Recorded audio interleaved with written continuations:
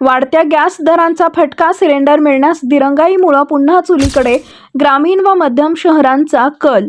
घरगुती गॅस सिलेंडरच्या वाढत्या किमती आणि वेळेवर गॅस न मिळण्याच्या समस्येमुळे सर्वसामान्य नागरिकांचा आर्थिक कंबरडा मोडलाय.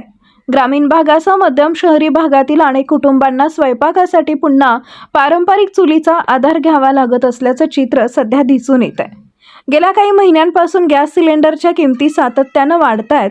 त्यातच सिलेंडर बुक केल्यानंतर वेळेवर वितरण होत नसल्याच्या तक्रारीही वाढल्यात. अनेक ठिकाणी नागरिकांना 8 ते 10 दिवसांपेक्षा जास्त प्रतीक्षा करावी लागत असल्याचं समोर आलंय. परिणामी सर्वसामान्य कुटुंबांचं नियोजन विस्कळीत होत असून स्वयंपाकासाठी पर्याय शोधण्याची वेळ नागरिकांवर आली आहे. यामध्ये हॉटेल आणि ढाबा चालकांनाही मोठा फटका बसतोय. कमर्शियल गॅस सिलेंडरचे दर जास्त असल्यानं आणि काही ठिकाणी पुरवठा बंद किंवा कमी झाल्याच्या तक्रारी असल्यानं हॉटेल व्यावसायिकांची अडचण अधिकच वाढली आहे.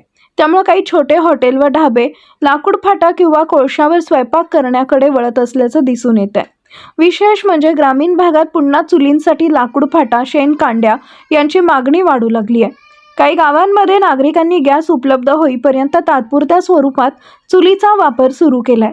स्वच्छ इंधनाचा वापर वाढवण्याचा शासनाचा उद्देश असला तरी वाढती महागाई आणि पुरवठ्यातील अडचणींमुळे नागरिक पुन्हा जुन्या पद्धतीकडे वळत असल्याचं वास्तव समोर येत आहे. नागरिकांच्या मते गॅस सिलेंडरच्या किमतीवर नियंत्रण ठेवणं आणि वेळेवर वितरण करणं ही शासन आणि संबंधित कंपन्यांची जबाबदारी आहे.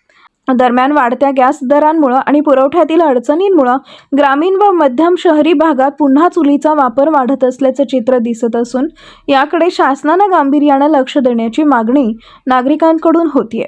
आम्ही आपल्यासाठी देतो खास बातम्या. जर आपण सबस्क्राईब किंवा इन्स्टा पेजला फॉलो केलं नसेल तर आत्ताच करून ठेवा. न्यूजसाठी संदीप जठार, गोंदवले.